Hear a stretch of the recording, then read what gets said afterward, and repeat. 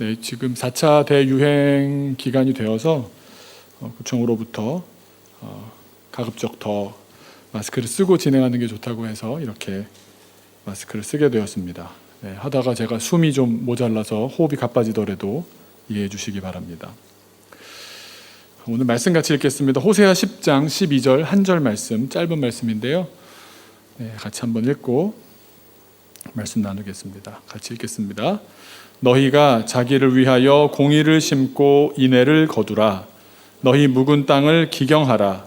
지금이 곧 여호와를 찾을 때니 마침내 여호와께서 오사 공의를 비처럼 너희에게 내리시리라.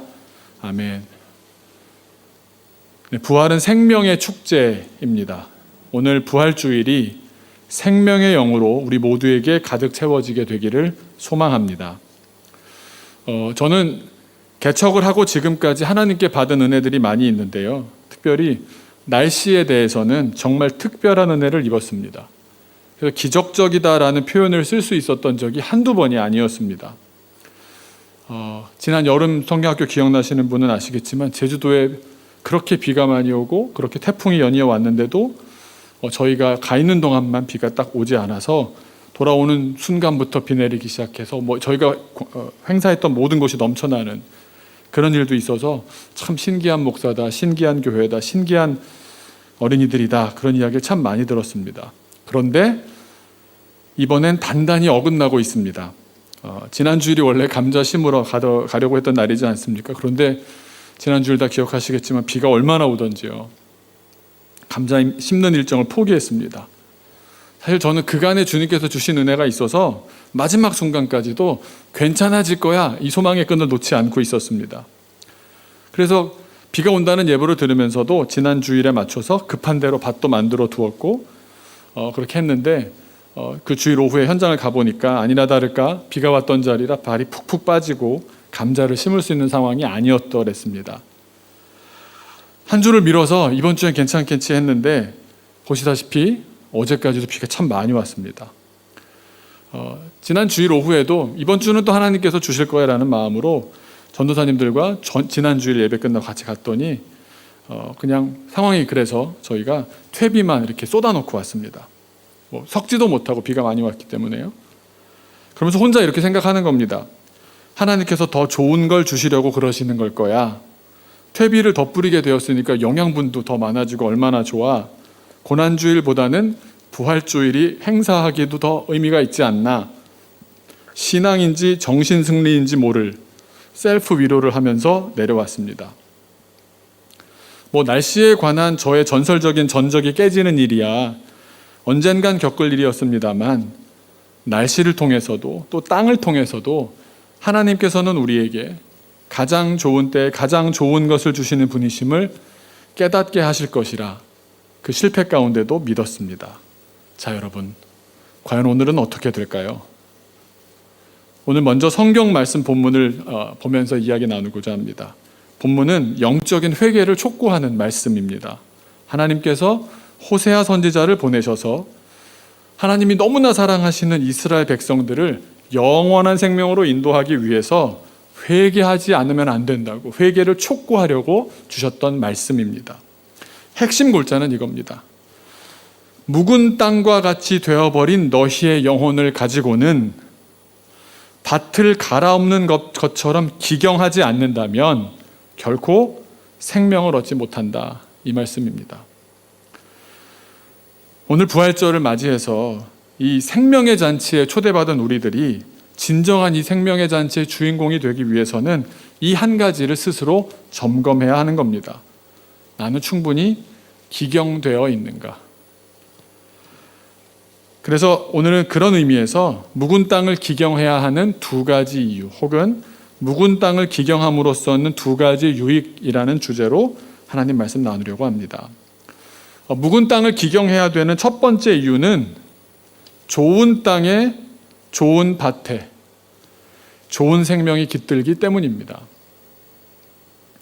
사람을 만나도 그렇습니다. 겉으로 보았을 때 그 사람이나 별 차이 없기도 하고 스펙으로 봐도 별 차이 없는데 만나고 사귀어 보면 뭔가 생명력이 강한 사람이 있습니다. 생명력이 강하다는 게 의지가 강한다는 거하고 좀 다르고요. 열정이 넘친다, 에너지가 넘친다는 것하고도 좀 다르고요. 천성적으로 저 사람은 좀 그냥 가만히 못 있고 적극적이야.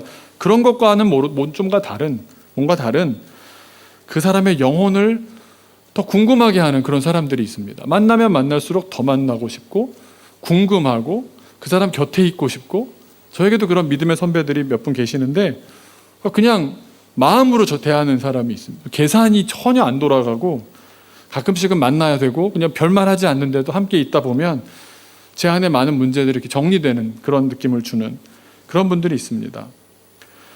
살아나는 영이요 또 살리는 영이신 성령이 역동적으로 역사하시는 사람들입니다.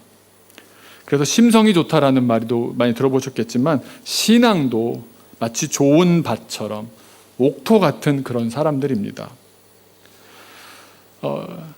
예수님께서는 하나님 나라를 말씀하시면서 그 옥토 이야기를 하십니다. 좋은 땅, 좋은 밭 이야기를 하십니다. 씨 뿌리는 비유를 말씀하셨을 때인데 같은 씨앗인데 씨앗은 똑같은데 4개의 각각 다른 밭에 뿌려진 경우들을 설명하십니다. 첫 번째가 마음밭이 길가에 있는 사람들, 마음밭 자체가 길가에 있는 사람 같은 그런 마음이 있는 사람이 있습니다. 어떻게 되느냐? 새가 와서 그 생명을 쪼아 먹어버리기 때문에 못 자랍니다. 깨닫지 못해서 자라지 못하고 생명을 빼앗기고 마는 겁니다. 또 마음밭이 돌짝밭 같은 사람도 있습니다. 햇빛에 말라버려서 못 자랍니다. 고난이 살짝만 와도 생명을 빼앗기고 맙니다. 또 마음밭이 가시떨기, 가시나무가 막 이렇게 무성한 그런 밭인 사람은 기운이 막혀 자라나려고 해도 워낙 험한 덩굴들이 있으니까 자라나지를 못합니다. 세상 염려와 재물의 유혹에 생명을 다 빼앗기고 마는 겁니다. 하지만 고작 한 알뿐인 씨앗이라고 해도 좋은 땅에 심겨지기만 하면 그것이 필요 충분 조건인 겁니다. 좋은 땅이라는 전제, 좋은 땅이라는 그 근거만 분명하다면 거기에 떨어졌을 때 30배, 60배, 100배의 열매를 맺는다. 그것이 그 하나님 나라에 대한 가르침이었습니다. 다시 한번 말씀드리지만 씨앗 모두 같은 씨앗입니다. 풍성한 열매, 풍성한 생명력의 조건은 오직 한 가지인 겁니다. 좋은 밭에 심겨져야 한다. 예수님의 복음은 하나고 어떤 차이도 없고 누구도 차별하지 않습니다. 그러나 아무리 위대하고 생명력이 넘치는 복음이라고 해도 받아들이는 사람의 마음밭이 길가요, 돌짝밭이요, 가시덤불이면 생명의 역사는 금방 끝나버립니다. 사실 예수님의 죽으심과 부활하심이라는 이 복음은 누구에게나 열려있는 이야기입니다. 골고다 현장에 있었던 유대인들에게도 그렇지만 전도와 선교를 통해서 알게 된 우리에게도 공통적으로 똑같이 주어진 사건입니다. 씨앗은 같습니다. 그러나 어떤 마음으로 받아들이냐에 따라서 누구는 30배, 60배, 100배로 생명의 역사를 맺는 사람이 될 수도 있고, 어떤 사람은 그냥 잠시 자라는 것 같고 잠시 듣는 것 같긴 하지만 사라져버릴 수도 있다는 말씀입니다. 좋은 밭 되시기를 주님의 이름으로 축원합니다. 그래서 좋은 밭, 옥토에서 풍성한 생명을 맛보게 되시기를 또한 부활의 주일에 축원합니다. 지난 수요일에 다시 밭에 갔습니다. 비가 다 온 자국이 이제 다 말랐기 때문에 그랬지만 여전히 비가 온 흔적은 남아 있었고요. 주일에 뿌려졌었던 퇴비는 뿌려진 자리에 뭉텅뭉텅 뭉쳐 있었습니다. 사실 그 감자 심을 땅은, 의왕에 있는 땅은 최소 농사를 짓지 않은 지 3년 이상, 10년이 됐을 수도 있습니다.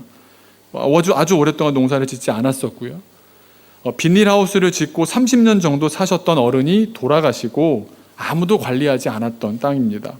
그야말로 묵은 땅이었습니다. 그래서 저는 밭을 가는 관리기라는 기계로 밭을 한 줄 왔다 갔다 하면서 꼼꼼히 갈았습니다. 한 번 하시니까 이 기계로 했고 대단한, 한 번도 안 했던 땅을 내가 한번 쫙 하고 나면 달라지겠지, 별로 안 달라지더라고요. 또 한 번 이게 하는 게 얼마나 힘든지 가다가 큰 돌이 있으면 그 돌을 부딪혀서 이게 퉁 하고 튀겨나가요. 그러면 제 몸으로 힘으로 이걸 받아내야 되는 겁니다. 또 뭐 줄이라든가 뭐 비닐이라든가 이런 게 또 감기면 작동을 멈추고 또 풀어내고, 그렇게 한 번 또 한 번 총 4번을 밭 전체를 이렇게 돌았습니다. 그랬더니 땅이 정말 농사 지으시는 분들이 해놓는 것처럼 조금씩 바뀌어 갔습니다. 처음과는 완전히 달라졌습니다. 그래서 저 혼자 생각에 이만하면 이번 주일에 와서 감자 심으면 딱 좋겠다 생각이 들었습니다. 그래서 이번 주 내내 수요일 이후도 계속해서 이번 토요일 주일엔 비가 안 오겠거니 했는데 거의 100%에 가까운 확률로 비가 온다는 겁니다. 그래서 아니나 다를까 어제 비가 많이 왔고요. 어젯밤까지는 그래서 혼자 이렇게 생각을 했습니다. 감자를 다 같이 가서 심기는 어렵겠다. 그래서 어젯밤까지 제 마음입니다. 오늘 주일 오후에 갈 수 있는 분들만 가서 그냥 고라니 막만 설치해 두면 주중에 저 혼자라도 가서 땅을 더 갈고 높은 고랑을 만들고 감자를 심어둬야 하겠다. 그런 생각을 했습니다. 물론 우리가 이 전 과정, 그러니까 심고 관리하고 물 주고 돌보고 수확하는 모든 과정을 다 경험한다면 참 좋겠지만, 혹 그렇지 못한다고 해도 부분적으로라도 경험할 수 있도록 누군가가 준비해 준다면 자라나는 자녀들도 또 우리 교우들도 귀한 경험을 하지 않겠습니까? 감자 심는 게 물론 신앙하고는 아주 정확한 직접적인 연관이 있는 것은 아닙니다만, 또 이걸 해보고 나서 얻게 되는 경험 또한 작은 것이 아니었습니다. 그래서 저 개인적으로도 이 밭을 갈면서 묵상이 이루어지고 주님의 뜻을 더 알아가게 되고, 또 그런 경험을 요즘처럼 시내에만 어떤 건물 안에만 방 안에만 갇혀 있는 상황에 좋은 도전이 되겠다라는 생각이 들었습니다.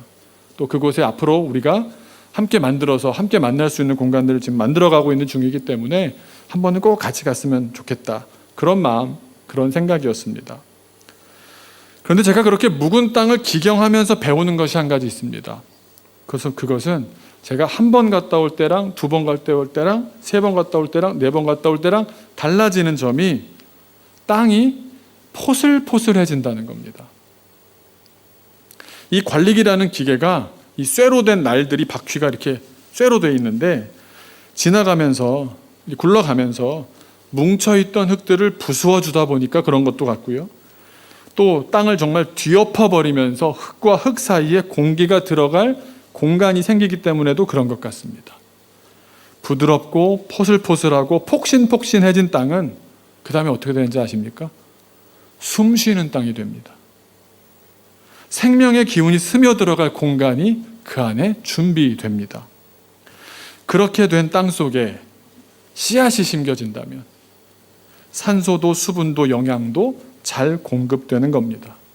이게 좋은 밭입니다. 그러면 잘 성장합니다. 밭이 좋아지면 살아납니다. 생명의 역사가 진행됩니다. 우리가 신앙생활을 잘 한다라는 것은 바로 이런 모습입니다. 대단한 영적인 경지에 올라서 유혹에 절대 흔들리지 않고 순교까지도 마다하지 않는 그런 것만이 신앙의 좋은 모습이 아닙니다. 오히려 잘 갈아져서 포실포실해져 있는 모습, 떡져 있거나 뭉쳐 있지 않고 부드럽고 여유 있는 모습, 이것이 좋은 신앙인의 모습입니다. 왜 그런가 하면 자꾸자꾸 갈아엎었다라는 증거이기 때문입니다. 말씀의 쟁기로 자기를 갈아엎었다는 증거입니다. 찬양하는 가운데 그 내 마음을 부드럽게 녹이시는 주님의 쟁기가 나를 갈아엎었다는 이야기, 그 증거 아니겠습니까? 그래야 생명의 영이 숨을 쉬며 우리 안에 생명의 역사를 진행시킬 수 있지 않겠습니까? 물론 우리가 고집스럽고 완고하고 굳어버린 마음인데 누군가가 칼날을 갖고 와서, 쟁기의 날이나 칼날이나 다를 바 없지 않습니까? 날카로운 걸 갖고 들이대면서 그것도 좌우로 위아래 할 것 없이 막 파헤친다면, 그 말씀을 읽을 때마다 막 찔리고 내 속이 막 뒤집어지는 것 같고 나는 그렇게 살지 못했는데 너무 힘들고, 그 순간은 정말 행복한 경험은 아닐 수도 있겠습니다. 하지만 결과적으로 본다면 파헤쳐지고 갈리고 뒤엎어지고 쟁기가 땅을, 내 내면을 헤집고 다니면 정말 엄청난 일이 사실은 벌어지게 되는 겁니다. 하나님의 쟁기가 우리의 묵은 땅을 살려낼 수 있도록 주님의 말씀 앞에 우리를 세우고 묵상하며 살아갑시다. 그래야 생명이 깃들 준비가 되는 겁니다. 묵은 땅이 기경되도록 주님의 손길 앞에 우리를 내어놓는, 그래서 우리 마음밭을 옥토로 만들어가는 저와 여러분 되시기를 주님의 이름으로 축원합니다. 묵은 땅을 기경해야 하는 두 번째 이유는 분명한 때가 있기 때문입니다. 여러분, 농사는 하늘을 보고 짓는 겁니다. 농사는 하늘을 보고 짓습니다. 우리나라의 역법은 세계적으로 아주 독특한 역법입니다. 음력과 양력을 동시에 쓰는 나라입니다. 그래서 음력은 해마다 달라지지 않습니까? 설날이 맨날 달라지고, 구정이 달라지고, 추석이 달라지는 건 음력이기 때문에 그런데 양력은 24절기죠. 그래서 1년에 24번의 절기는 동지는 대충 12월 22일이고요. 하지는 언제고, 다 24절기는 태양을 기준으로 만들어진 우리나라에만 있는 절기 중에 하나입니다. 그런데 농사는 바로 이 24절기 태양을 보고 짓는 겁니다. 제가 다음 주에 혼자서라도 가서 감자를 심어야겠다라고 생각한 이유는 지금이 유일한 때이기 때문입니다. 이때가 아니면 파종을 할 수가 없습니다. 파종의 때가 있고 수확의 때가 있는 겁니다. 이건 하늘이 정하시는 겁니다. 그래서 그 때에 내가 맞춰야 하는 것이지 나에게 날씨를 맞춘다, 나에게 시기를 맞춘다 할 수가 없는 겁니다. 하나님의 주권적인 역사와 질서에 내가 맞추어 사는 겁니다. 하나님 나한테 좀 맞춰주세요, 좀 바꿔주세요. 이건 한계가 있는 겁니다. 그러니까 제가 날씨를 저한테 무조건 맞춰주세요 해주시면 감사한 거지만 안 해주시는 게 정상이죠. 더 큰 뜻 가운데 제가 좀 포함된 것일 뿐이지 저 때문에 비가 안 오고 저 때문에 비가 오고 그렇겠습니까? 물론 그 과정을 통해 하나님의 음성을 듣는 것은 귀한 일이지만 중요한 점은 뭡니까? 하나님의 주권적인 역사와 질서에 내가 맞추는 것. 순종이라고 하기에도 너무 당연한 일 아닙니까? 오늘 본문 호세아 10장 12절 하반절에 이렇게 기록합니다. 지금이 곧 여호와를 찾을 때니 마침내 여호와께서 오사 공의를 비처럼 너희에게 내리시리라. 여호와를 찾아야 될 때, 묵은 땅을 기경해야 될 때라고 말씀하고 계십니다. 공의와 인애, righteousness와 unfailing love. 우리가 이 공의와 인애를 심어야 할 때가 되면 반드시 심어야 하는 겁니다. 그리고 수확해야 될 때가 될 때 반드시 수확해야 되는 겁니다. 그리고 그렇게 하나님의 때를 분별해서 사는 사람에게는 하나님의 공의가 비처럼 내린답니다. 영어 성경에 샤워라고 나옵니다. 샤워. 모든 불의가 물러가고 믿음으로 의롭게 된 사람들이 하나님께 인정받는 시간이 오는데 너 어떤 일 있었지? 그런 일이 있었지? 그 불의할 때 너도 말 안 하지 않고 네가 스스로 잘 감당했지? 막 그런 일들이 비처럼 내려온다는 겁니다. 다 인정하시고 알아주시는 주님의 은혜가 비처럼 쏟아진다는 겁니다. 우리가 살아가는 동안 사람들 때문에 눈치 보며 사는 것이 아니라 오직 하나님 앞에 누가 보든 상관없이 조금이라도 더 올바르게, 공의롭게, 그리고 조금이라도 더욱 사랑하며 unfailing love를 실천하며 살아간다면 하나님께서는 다 기억하시고 인정해 주시는 날이 온다는 말씀 아닙니까? 사랑할 수 있는 시간에 사랑하십시오. 영원히 주어지는 시간이 아닙니다. 영원히 주어지는 시간이 아닙니다. 사랑만 하기에도 우리에게 주어진 시간은 너무나 짧습니다. 성경은 묵은 땅에 대해 말씀하십니다. 묵은 땅이라는 말은 사실은 히브리어에 없는 말입니다. 정확한 용어는 영어가 더 가까운데 unplowed ground입니다. 무슨 말이냐 하면 쟁기질을 하지 않았다라는 의미입니다. 땅은 땅인데 아직 쟁기가 들어가서 이거를 막 쟁기질하고 이렇게 해놓지 않은 땅이다라는 말입니다. 그 한국말로 이 말을 풀어보면 이런 뜻입니다. 일정한 때를 지나서 오래된 상태가 되다. 이게 묵었다라는 뜻입니다. 묵었다. 일정한 때를 지나버리고 나면 무언가를 반드시 해야 되는 그런 때가 있는데 그걸 하지 않고 지나가 버리게 되면 어떻게 된다고요? 오래된 상태가 됩니다. 오래된 상태가 됩니다. 일정한 때가 있다는 말씀입니다. 우리에겐 일정한 때가 있습니다. 그때 반드시 해야 하는 무언가를 하지 않은 채로 지나가 버리면 오래된 상태가 되어버립니다. 그러면 그 다음엔 어떻게 됩니까? 그냥 농사를 지을 수가 없고 죽은 땅이 되어버립니다. 그 다음엔 해야 될 일은 하나밖에 없습니다. 쟁기를 들고 가서 이 흙을 온통 뒤집는 기경하는 작업을 반드시 해야만 그 다음에 의미 있는 땅이 되는 겁니다. 성경은 일정한 때를 지나버렸다가 오래되어 버려서 아주 비극적인 결말을 겪은 사람을 한 명 보여주십니다. 성경에 보면 엘리라고 하는 대제사장이 있습니다.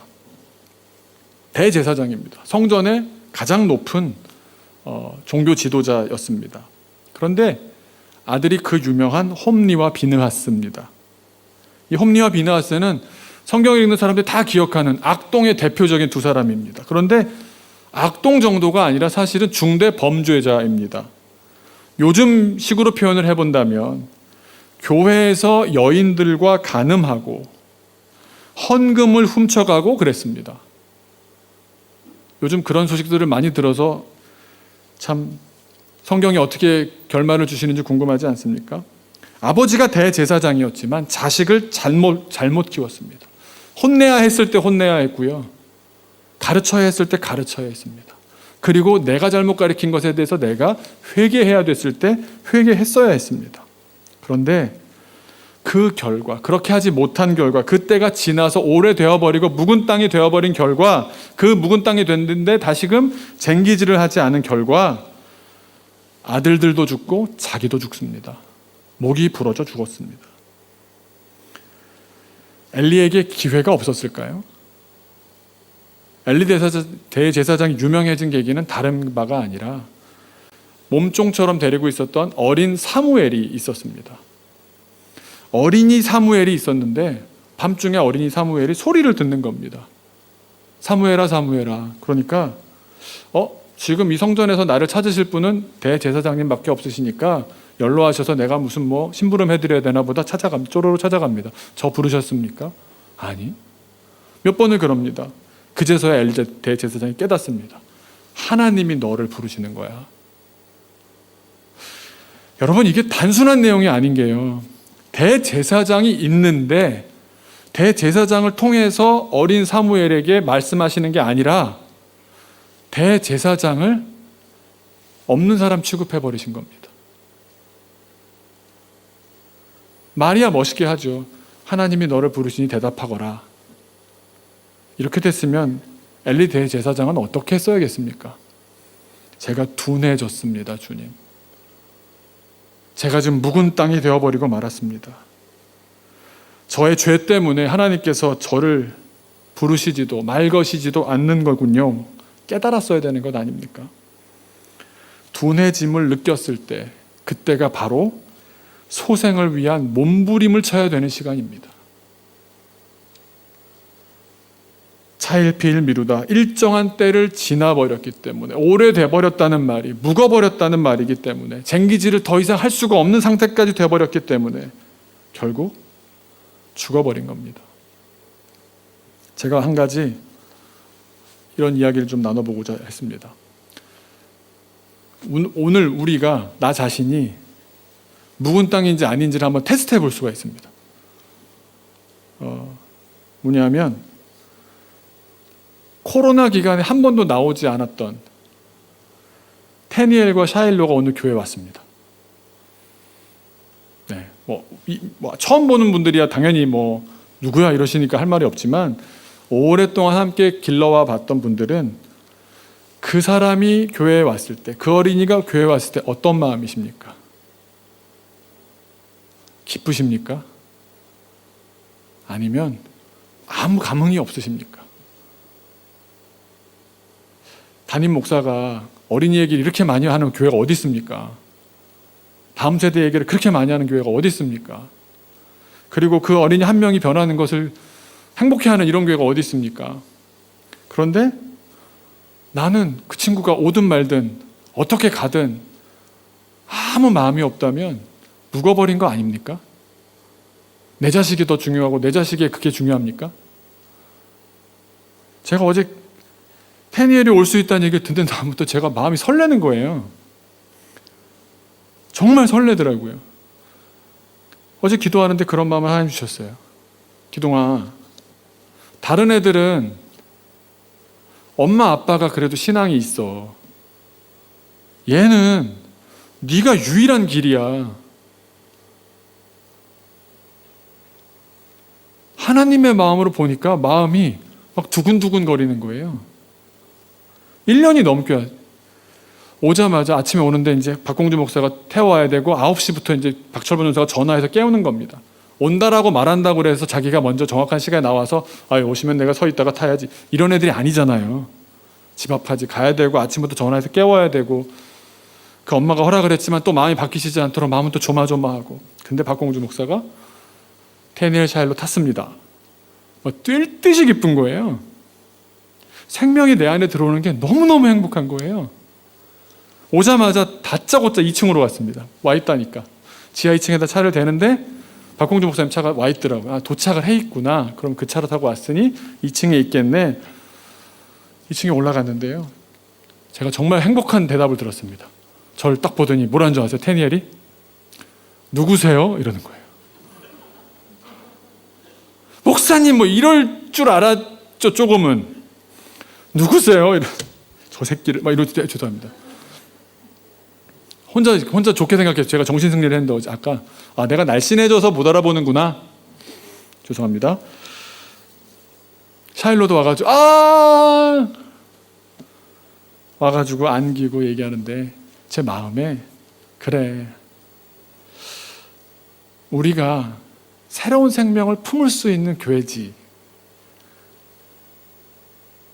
너무 감사한 일 아닙니까? 이게 안 기쁘십니까? 저는 제목도 적어놓고 기도하는 거 아시잖아요, 주보에.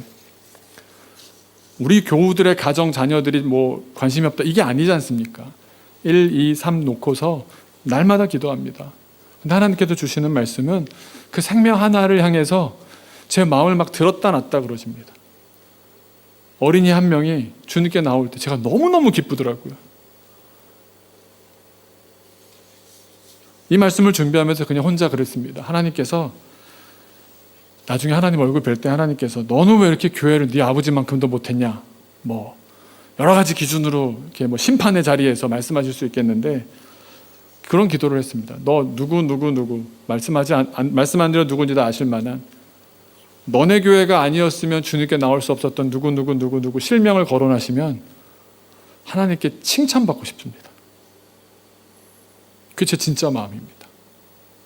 해외에 있는 어린이들은 선교는 하지만 이름까지는 모르잖아요. 제가 직접 피부로 맞닿는 아이들이 아니니까. 하지만 하나님께서 나중에 알려주시겠죠. 야, 그때 내가 너한테 이거 번역하라고 그랬지. 네, 너 그때 열심히 안 하려고 그랬는데 마지막에 마음 바꿔 잘했어. 너 잘했어. 근데 그거 보고서 얘가 보고 말았어. 여러분, 나랑 관계 있는 사람, 내 자식, 내 가족에 대한 것만 가지고서 신앙을 전개하시려고 그러고 신앙적인 발전을 하려고 그러면 결국 망하고 맙니다. 욕망에 휘둘리지 않을 수 있겠습니까? 하나님이 기뻐하시는 일에 내가 기뻐하지 않으면 무슨 일을 할 수가 있겠습니까?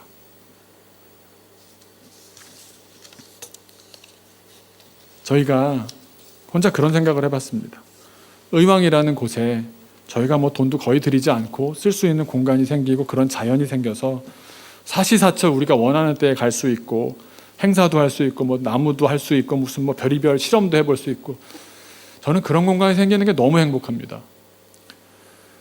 다음 세대 우리 어린이들, 뭐 중학생, 고등학생들도 이 외로운 시기에 함께 만날 수 있는 그런 자연 속의 공간이 생긴다는 거는, 목사가 뭐 돈으로라도 사야 되는 일인데 돈도 안 들고 그렇게 된다니까 몸으로라도 가서 봉사하고 준비하면서 전도사님들 작업화를 하나씩 다 사줬습니다. 교회 돈으로 사줬습니다. 제가 당근에서 15,000원에, 비싼 거 아니고요. 왜 일을 해야 되니까요. 그래서 감사한 마음으로 작업화 신고 가가지고 진짜 완전 흙투성이가 되도록, 식당을 못 가더라고요. 그 다음에 그렇게 왜 준비해 놓는지 아십니까? 어린이들이 지금 때를 놓치고 있습니다. 이상한 거 하고 있다니까요. 과외만 돌리고 학원만 돌리고 뭐 집에만 있는데 사람과 사람이 만나서 이야기할 수 없는데, 함께 뭔가 협동으로 뭘 해보지를 못하는데, 여러분, 그건 사람이 사는 게 아니라고 생각합니다. 저. 대인 관계를 못 해본 사람이 하나님과의 관계는 어떻게 합니까? 다 인격적인 관계로 만나주시는데, 저는 하나님의 기도의 응답으로 의왕 땅을 쓸 수 있게 됐다고 믿습니다. 그래서 저는 오늘 테니엘, 샤일로, 소연이 이런 애들은요, 특징이 뭔지 아세요? 저희가 집에 데려다주는 시간이 집에 가는 시간입니다. 어머니, 아버지들 중간에서 인터셉트를 못 하십니다. 그래서 오늘 맛있게 먹이고 좋은 경험을 하고 그리고 그 다음에도 또 올 수 있는 마음을 갖기를 기도하면서 오늘 진행할 겁니다. 여러분 안에는 지금 여러분의 마음은 포실포실해서 그 안에 생명의 기운이 가득해서 한 생명 한 생명을 품을 수 있습니까? 무슨 말만 들어가도 이렇게 막 가시돋친 말들처럼 나오고 있다면 뭔가 내가 묵어가고 있는 것 아닙니까? 주님의 쟁기가 나한테 들어오는데 말씀은 분명히 이렇게 말씀을 하시는데 오늘도 그런 말씀을 나한테 주시는데 나는 계속해서 이걸 못 받아들이겠고 바위 같아져서 오히려 쟁기가 부러질 것 같고 말씀을 부러뜨리려고 하는 그런 마음 상태는 아닙니까? 제가 이렇게까지 얘기하는 것이 오늘 감자 심으러 같이 가자고 이 말씀을 드리는 것이 반은 맞고 반은 틀립니다. 저도 걱정이 됩니다. 제 딴에는 오랫동안 교역자들이 일도 안 해본 사람들이 하니까 얼마나 어설프겠습니까만 오랫동안 많이 준비했지만 여러분이 많이 동경하면서 가보셨던 리조트 갔겠습니까? 카페 갔겠습니까? 하지만 제가 믿는 것은 제가 신앙하는 바는 때를 따라야 합니다. 하나님의 때가 지금 아니면 감자를 못 심습니다. 감자가 우리의 신앙이 아니기 때문에 괜찮은데 혼자 제가 하기로 마음먹고 하나님께서 이렇게 하라고 하셨으니 공간이 생겼을 때 해보는 겁니다. 하나님의 시간에 맞추는 것도 훈련 아닙니까? 또 내가 그렇게 순종함으로 좋은 땅이 되어가는 과정 아니겠습니까? 나를 고집하는 게 아니라 주님의 때를 내가 따라가는 것. 시간 되시는 대로 참여하시고요. 또 제가 오늘 아침에서야 날이 팍 개인 것을 보고 아침에서야 감자를 심을 수 있을 것 같습니다. 가보면 여전히 또 무릉덩이도 조금 있고 그럴 거예요. 그러다 보면 마음 상하실 분도 많아서 그냥 안 가시는 게 나을 것 같다는 분들도 이렇게 있을 수 있습니다만 얼마든지 아침에 변경됐던 상황에 따라오지 않으시는 거 얼마든지 이해합니다만 마음으로라도 같이 해주십시오. 가시는 길에도 저희가 같이 가실 수 있는 분들과 없는 분별로 따로 준비를 했습니다. 집에 가서 음식은 같은 걸 먹을 수 있도록 고기랑 상추랑 준비해서 마음을 같이 해주시면 됩니다. 그런데 그 이유가 중요한 것은 지금 시기에 할 일들은 누군가가 해야 되기 때문에 도와주신다면 오늘도 감자를 심을 수 있고 오늘 안 되면 내일이라도 제가 가서라도 하겠습니다. 그리고 그 다음에 우리 학생들이 이제 적은 인원대로 나라가 허락한 그런 인원 안에서 움직이면서 갔을 때 또 돌보면서 하나님께서 한 생명을 어떻게 살리시고 어떻게 또 성장하게 하시는지를 보았으면 좋겠습니다. 이 시간 묵은 땅을 기경하라는 주님의 말씀을 한번 생각해 보았는데요.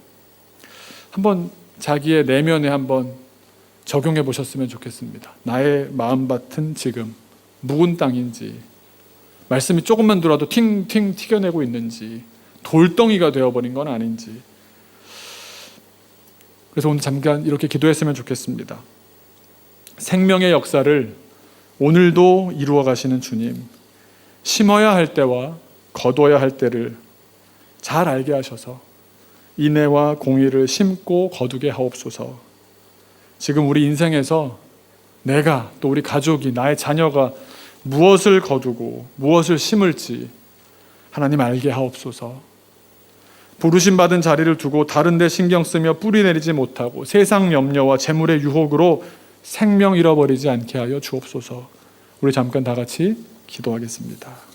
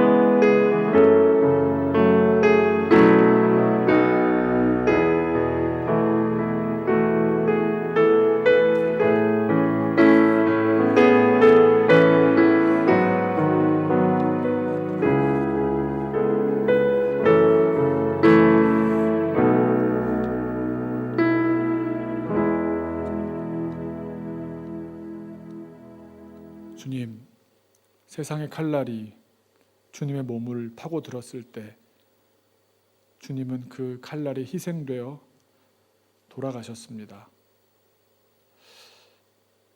세상이 우리를 향해서 그렇게 다가올까 두려워서 주님이 가시는 길을 가다가 말고 주님이 주시는 말씀을 내가 선별해서 좋은 건 듣고 아닌 건 순종하기는 어려워라고 하며 내가 주인 행세하고 있지는 않습니까?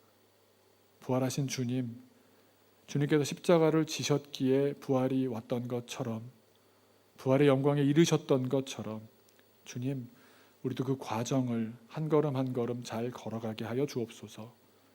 주님의 때를 순종하셨던 주님의 시간에 정말 온 마음 다해서 순종하셨던 주님, 우리도 주님의 때를 따라 우리에게 맡겨진 일들을 잘 감당할 수 있게 하여 주셔서 결국 주님께서 영광으로 나타나실 때 우리에게 주시는 그 영광을 바라보며 살게 하여 주옵소서.